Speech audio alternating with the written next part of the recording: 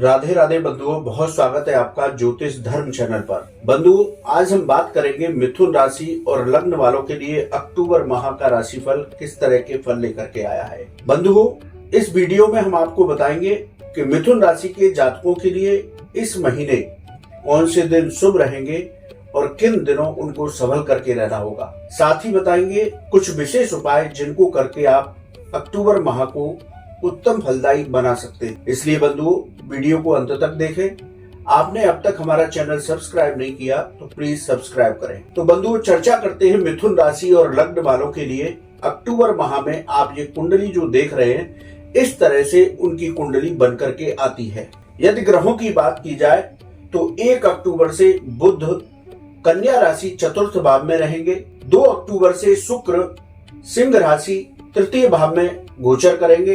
3 अक्टूबर से मंगल पंचम भाव तुला राशि में संचरण करेंगे।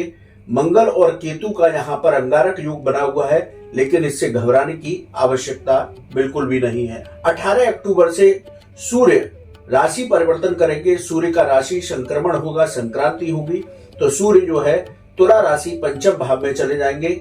उसी तरह से 19 अक्टूबर को बुध भी अपना राशि परिवर्तन करके तुला राशि में आ जाएंगे। यहाँ पर राहु और केतु ये 30 अक्टूबर के बाद अपना राशि परिवर्तन करेंगे, तो गुरु चांडाल योग भी खत्म हो जाएगा और मंगल केतु से बना हुआ अंगारक योग भी समाप्त हो जाएगा। मंगल चतुर्थ भाव में कन्या राशि में चले जाएंगे 30 अक्टूबर से, और राहु जो है दसम भाव मीन राशि में गोचर करने लगेंगे, तो राहु और गुरु का चांडाल योग भी समाप्त हो जाएगा। तो इस तरह से मिथुन राशि और लग्न वालों के लिए ग्रहों का संचरण इस महीने रहने वाला होगा। बंधुओं, अब हम बात करेंगे प्रत्येक घर के बारे में कि आपका प्रत्येक घर किस तरह के फल आपको इस महीने प्रदान करेगा। तो सबसे पहले बात करते हैं प्रथम भाव की। प्रथम भाव की चर्चा करें तो सकारात्मक सोच के साथ इस महीने आप आगे बढ़ते रहें, आपको सफलताएं प्राप्त होंगी। पिछले दिनों आपकी नौकरी या रोजगार से संबंधित तलाश थी, वो इस महीने लगभग पूरी हो जाएगी। व्यापार में भी आपके साथ नई साझेदारियां होंगी जो अच्छा फल देंगी। धीरे धीरे आपकी आर्थिक स्थिति में सुधार होगा, लेकिन आपको एक बात के लिए सचेत करेंगे कि नौकरी या व्यापार में कोई भी निर्णय करने जा रहे हैं तो इस महीने सोच समझ करके निर्णय करें।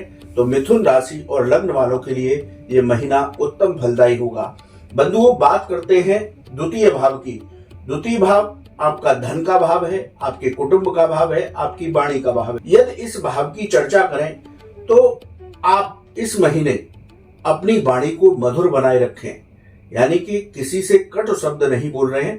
आप मधुर वाणी से अपने सारे काम इस महीने बना सकते हैं। आर्थिक लाभ के भी योग इस महीने आपके बनेंगे, लेकिन परिवार में आपके वैचारिक मतभेद हो सकते हैं, इसलिए परिवार में कोई भी वाद विवाद की स्थिति हो उससे बचने का प्रयास करें।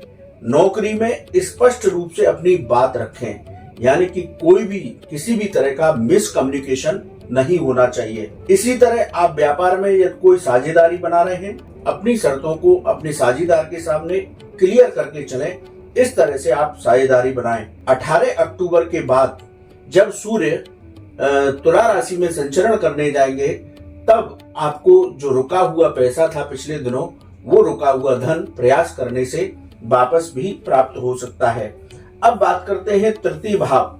पराक्रम का भाव है, भाई बहन का भाव है। यदि इस भाव की चर्चा करें तो नौकरी पेशा लोग अपनी सकारात्मक ऊर्जा के साथ पूरे पराक्रम के साथ आगे बढ़ते रहें, आपको सफलताएं प्राप्त होंगी। कार्यस्थल पर, ऑफिस में आपके काम की प्रशंसा होगी। आपकी इस महीने छोटी छोटी यात्राएं हो सकती हैं, इन यात्राओं से भी आपको लाभ प्राप्त होगा, लेकिन यात्रा करते समय अपने स्वास्थ्य का विशेष रूप से ध्यान रखें। आप किसी भी तरह से किसी भी बीमारी से ग्रसित हैं तो उससे संबंधित दवाओं को यात्रा के संबंध में अपने पास में रखें। भाई बहनों के साथ आप अपने संबंध मधुर बनाए रखें। नौकरी और व्यापार की जो रुकावटें हैं इस महीने आपकी दूर होने वाली हैं। तो मिथुन राशि और लग्न वालों के लिए अक्टूबर माह में बहुत ही अच्छे फल परिणाम आ सकते हैं। बंधुओं, यदि बात करें चतुर्थ भाव की तो यहाँ पर सूर्य और बुध का बुधादित्य योग बना हुआ है। ये योग जो है 18 अक्टूबर तक बना रहेगा। ये भाव जो है भूमि, भवन, वाहन और माता का भाव होता है। यदि इस भाव की चर्चा करें तो सूर्य यहाँ पर विराजमान है, तो हृदय संबंधी आपको परेशानी हो सकती है, या आप ब्लड प्रेशर से जुड़े हुए हैं तो अपनी दवाइयों का विशेष रूप से ध्यान रखें। एजेंसी से जुड़े जो लोग हैं उनको इस महीने लाभ प्राप्त होगा। 18 अक्टूबर तक धन प्राप्ति के विशेष योग बनेंगे, इसका आपको फायदा उठा लेना है। नौकरी में सहकर्मियों का आपको सहयोग प्राप्त होगा। इस महीने यदि कोई भूमि वाहन खरीद रहे हैं तो उन पेपरों को अच्छी तरह जांच लें, जिससे कि आपको किसी भी तरह की परेशानी आगे ना उठानी पड़े। बंधुओं, बात करते हैं पंचम भाव की। पंचम भाव में मंगल और केतु विराजमान है तुला राशि में। ये अंगारक योग की स्थितियां होती हैं, लेकिन इससे घबराने की जरूरत नहीं है, क्योंकि केतु का प्रभाव अब लगभग कम हो चुका है और 30 अक्टूबर के बाद केतु अपना स्थान परिवर्तन करके कन्या राशि में चतुर्थ भाव में चले जाएंगे।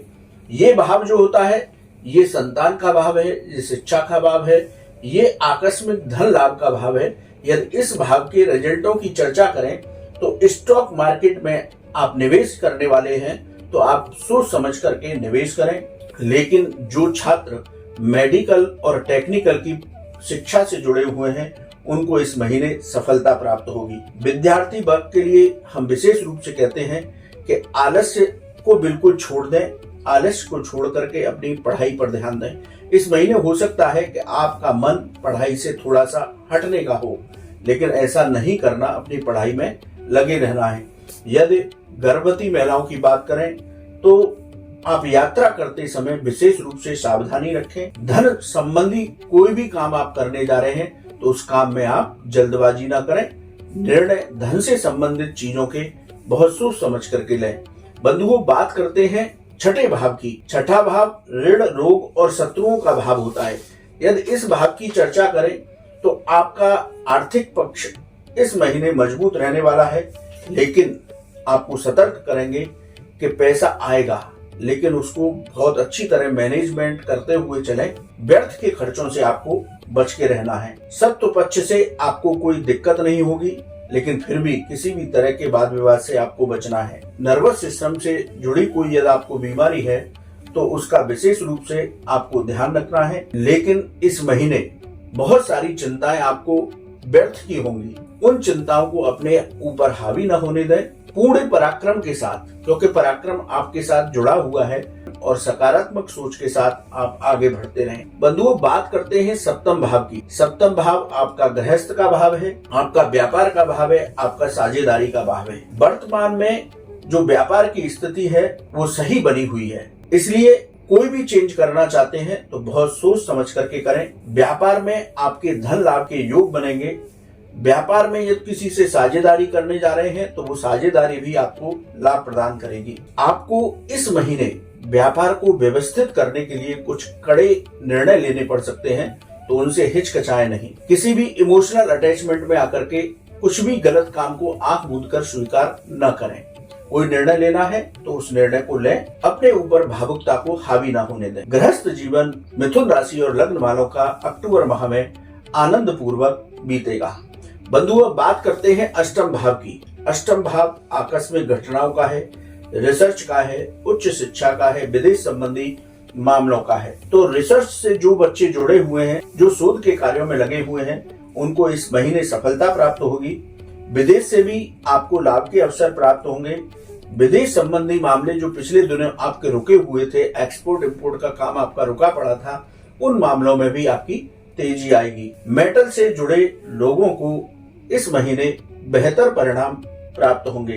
बंधुओं, अब बात करते हैं आपके नवम भाव की। नवम भाव आपका भाग्य है, आपकी धार्मिक यात्राएं, उच्च शिक्षा है। यहाँ पर शनिदेव वक्रीगत अवस्थाओं में विराजमान है। शनिदेव 4 नवंबर के बाद वक्रीगत अवस्थाओं से बाहर निकलेंगे।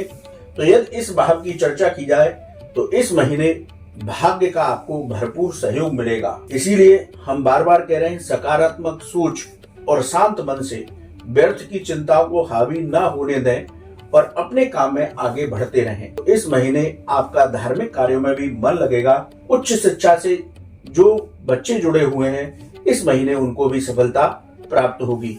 अब बात करते हैं कर्म भाव की, आजीविका भाव की, पिता के भाव की, यानी कि दशम भाव। यदि इसकी चर्चा करें तो नौकरी और व्यापार दोनों से संबंधित आपकी जो बाधाएं हैं वो इस महीने पूरी तरह से छट जाएंगी। नौकरी में आपकी पदोन्नति हो सकती है, व्यापार में आपको आर्थिक लाभ के अवसर प्राप्त होंगे, उच्च अधिकारियों का आपको सहयोग प्राप्त होगा, पिता के साथ किसी भी वाद विवाद की स्थिति से बचने का प्रयास करें। बंधुओं, अब बात करते हैं एकादश भाव की। ये भाव लाभ का भाव है। यहाँ राहु और गुरु का चांडाल योग बना हुआ है। गुरु अपनी मित्र राशि यानी कि मेष राशि में विराजमान है। राहु गुरु का चांडाल योग अब लगभग अपना प्रभाव खत्म कर चुका है, क्योंकि राहु अब 30 अक्टूबर के बाद दशम भाव मीन राशि में गोचर करेंगे। तो यदि लाभ भाव की चर्चा करें तो आर्थिक मामले में आप शांति से निर्णय लें, बहुत सोच विचार करके निर्णय लें। व्यापार में जल्दबाजी में कोई भी निर्णय न लें। आर्थिक स्थिति में आपकी में सुधार होगा। नौकरी में आपकी पदोन्नति के साथ वेतन वृद्धि भी हो सकती है।